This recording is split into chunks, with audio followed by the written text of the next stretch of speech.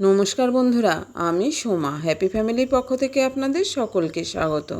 আশা করি সকলেই ভালো আছেন, সুস্থ আছেন। প্রতিদিনের মতো আজও চলে এসেছি আমি একটা নতুন ধরনের রেসিপি নিয়ে। আজ আমি আপনাদের সঙ্গে শেয়ার করব চিংড়ি মাছ দিয়ে আলু পটলের একটা দারুণ রেসিপি। আর এই জন্য বন্ধুরা এখানে আমি আলু আর পটলটাকে এইভাবে কেটে নিয়েছি। পটলগুলোর গায়ে হালকাভাবে আমি খোসা রেখে দিয়েছি।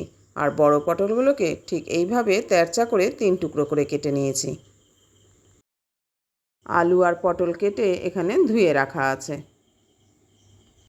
আপনারা হয়তো সকলেই জানেন চিংড়ি মাছ দিয়ে আলু পটলের এই রেসিপিটা, তবে আজকে আমি যেভাবে রান্না করলাম সেটাই আপনাদের সঙ্গে শেয়ার করলাম। আর আজকে আমার এই রান্নাটা যদি আপনাদের ভালো লেগে থাকে তাহলে লাইক, কমেন্ট ও শেয়ার করতে কিন্তু ভুলবেন না।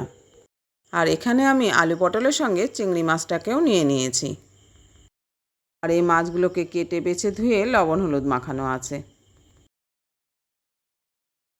এখন আমি গ্যাস ওভেনে একটা কড়াই বসিয়ে দিয়েছি। কড়াইটাকে গরম করে নিয়ে আমি এর মধ্যে দিয়ে দিলাম পরিমাণ মতো সর্ষের তেল।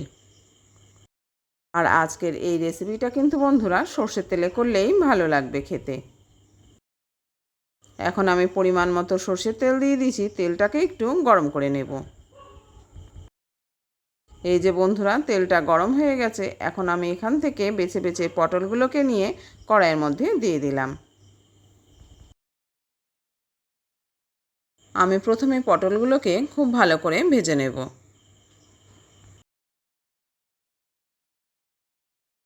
সব কটা পটল দেওয়া হয়ে গেছে, এখন এগুলোকে একটু নেড়েচেড়ে নিয়ে আমি ঢাকা দিয়ে দিলাম।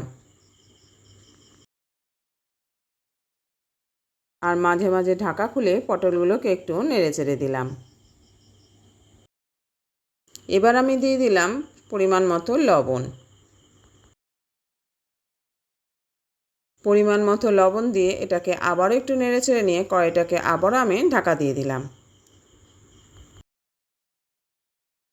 আর এইভাবে বেশ কয়েকবার ঢাকা খুলে আমি পটলগুলোকে নেড়েচেড়ে নিয়ে ঠিক এইভাবে পটলগুলোকে ভেজে নিলাম।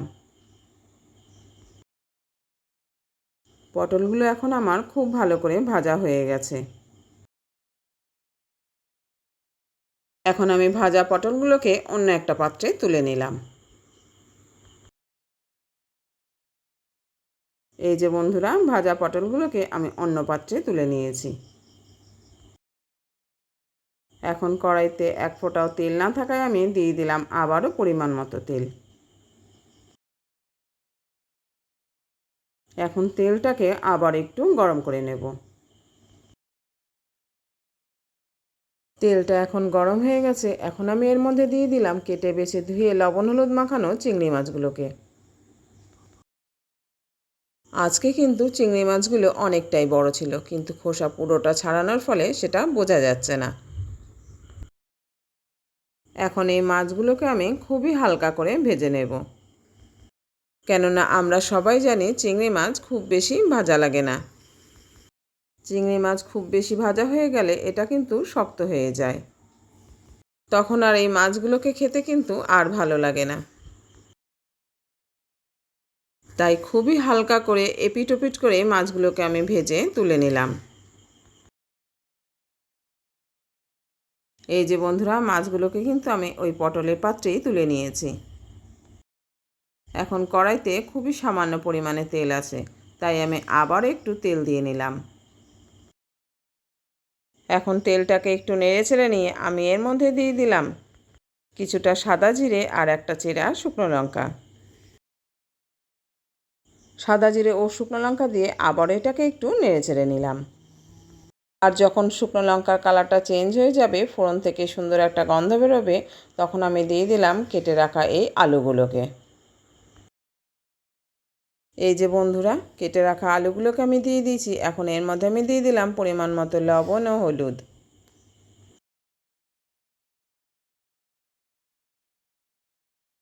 এখন আলুগুলোকে ভালো করে ভেজে নিতে হবে,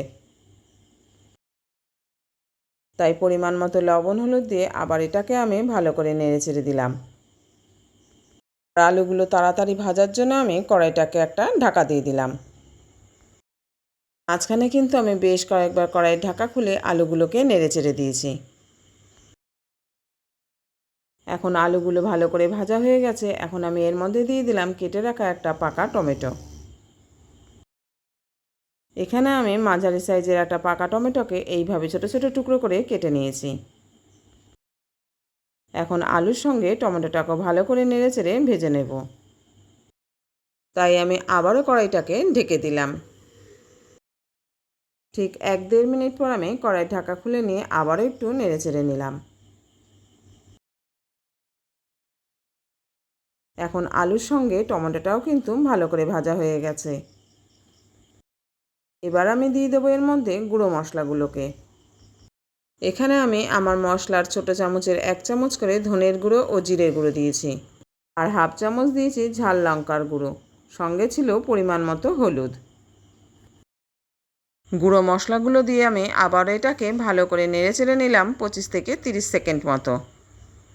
এর বেশি সময় ধরে ভাজলে কিন্তু মশলাগুলো পুড়ে যাওয়ার সম্ভাবনা আছে। এবার আমি দিয়ে দিলাম পেঁয়াজ, আদা, রসুন ও কাঁচা লঙ্কার পেস্ট 4 চামচে 2 চামচ মতো। এখন পেঁয়াজ, আদা, রসুনটাকে কিন্তু আলুগুলোর সঙ্গে খুব ভালো করে কষিয়ে নিতে হবে। যেহেতু গুঁড়ো মশলাগুলো আগে দেওয়া আছে, তাই আমি জল ছাড়াই এটাকে 2 মিনিট খুব ভালো করে নেড়েচেড়ে কষিয়ে নিলাম।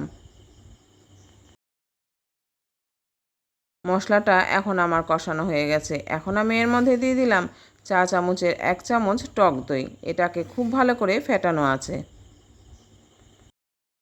আগে যেহেতু একটা বড় সাইজের পাকা টমেটো দেওয়া আছে, তাই দইয়ের পরিমাণটা আমি খুবই কম দিলাম। এখানে আমি 4 চামচের 1 চামচ টক দই খুব ভালো করে ফেটিয়ে দিয়ে দিয়েছি। এখন টক দইটা দিয়েও কিন্তু খুব ভালো করে নেড়েচেড়ে কষিয়ে নিতে হবে। আর ঠিক এই সময় আমি দিয়ে দিলাম ভেজে রাখা পটলগুলোকে। এই যে বন্ধুরা, এই ভেজে রাখা পটলগুলোকে এখন আমি কড়াইয়ের মধ্যে দিয়ে দিয়েছি।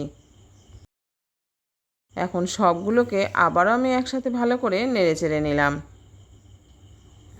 বন্ধুরা, আজকে আমার পরিবারে যদি কোনো নতুন বন্ধু এসে থাকেন আর আজকের রেসিপিটি যদি আপনাদের একটু হলেও ভালো লেগে থাকে, তাহলে আমার অনুরোধ রইল আমার এই চ্যানেলটিকে সাবস্ক্রাইব করে আমার পাশে থাকার জন্য। আর আমিও কিন্তু বন্ধুরা ঠিক সময় ও নিয়ম মেনেই পৌঁছে যাব আপনার পরিবারে। আমাদের যে যার নিজের লক্ষ্যে পৌঁছানোর জন্য কিন্তু বন্ধুরা একে অপরের সাপোর্ট খুবই জরুরি। তাই যে সকল বন্ধুরা প্রতিদিনই আমার ভিডিওগুলো দেখছেন অথচ চ্যানেলটিকে এখনও সাবস্ক্রাইব করেননি, আমার অনুরোধ রইল প্লিজ বন্ধুরা চ্যানেলটিকে সাবস্ক্রাইব করে আমার পাশে থাকুন। এখন কিন্তু আলু আর পটলটা খুব ভালো করে কষানো হয়ে গিয়েছিল, তাই আমি মশলার বাটিটা ধুয়ে সামান্য পরিমাণে জলও দিয়ে দিয়েছি। আর জলের পরিমাণটা কম থাকায় আমি আবারও কিন্তু একটু উষ্ণ গরম জল দিয়ে দিলাম। এই যে বন্ধুরা, আমি আবারও পরিমাণ মতো উষ্ণ গরম জল দিয়ে দিলাম। আর এই রেসিপিতে আপনারা যে যেরকম গ্রেভি রাখবেন সেইভাবেই কিন্তু জলের পরিমাণটা দেবেন। পরিমাণ মতো জল দেওয়া হয়ে গেছে। এখন আমি কড়াইটাকে আবারও ঢাকা দিয়ে দিলাম। ফিরে এলাম 5 থেকে 7 মিনিট পর। আর ততক্ষণে তরকারিটা কিন্তু খুব ভালোভাবে ফুটে গেছে। এই যে বন্ধুরা, 5-7 মিনিট পর আমি কড়াইয়ের ঢাকাটাকে খুলে নিয়েছি। এখন আমি এর মধ্যে দিয়ে দেবো ভেজে রাখা চিংড়ি মাছগুলোকে। এই যে বন্ধুরা, চিংড়ি মাছগুলো দিয়ে দিয়েছি। এখন এটাকে আবারও একটু নেড়ে চেড়ে দিলাম খুব আলতো হাতে। আর ঝোলের লবণের পরিমাণটাও আমি চেক করে নিলাম। মাছগুলো দিয়ে আমি কড়াইটাকে আবারও ঢাকা দিয়ে দিলাম 2 মিনিটের জন্য। ঠিক 2-3 মিনিট পর আমি কড়াইটাকে আবারও খুলে নিলাম। এখন এটাকে আবারও আমি ভালো করে নেড়ে চেড়ে উল্টে পাল্টে দিলাম। এখন ঝোলের পরিমাণটা একটু বেশি থাকায় আমি আবারও হাই ফ্লেমে এটাকে 1 থেকে 1.5 মিনিট ভালো করে ফুটিয়ে নেব।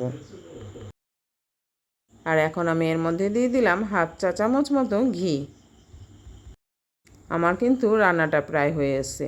তবে এখনও যে সকল বন্ধুরা একটা লাইক দিতে ভুলে গেছেন, অবশ্যই কিন্তু প্লিজ বন্ধুরা মনে করে একটা লাইক দিয়ে দেবেন। এবার আমি দিয়ে দিলাম গরম মশলার গুঁড়ো। আর দিয়ে দিলাম কিছুটা কসুরি মেথি হাতে ডলে। এখন কিন্তু আমার চিংড়ি মাছ দিয়ে আলু পটলের রেসিপিটা সম্পূর্ণভাবে রেডি হয়ে গেছে। আর আজকের এই রেসিপিটা যদি আপনাদের একটু হলেও ভালো লেগে থাকে তাহলে লাইক, কমেন্ট ও শেয়ার করতে কিন্তু বন্ধুরা ভুলবেন না। তাহলে আজ এই পর্যন্ত বন্ধুরা, দেখা হচ্ছে পরের ভিডিওতে অন্য কোনো রেসিপি নিয়ে। আপনারা ভালো থাকবেন, সুস্থ থাকবেন আর এইভাবেই আমার সঙ্গে থাকবেন। আর রেসিপিটা যদি ভালো লেগে থাকে তাহলে কিন্তু অবশ্যই বাড়িতে এইভাবে একদিন বানিয়ে খেয়ে দেখবেন।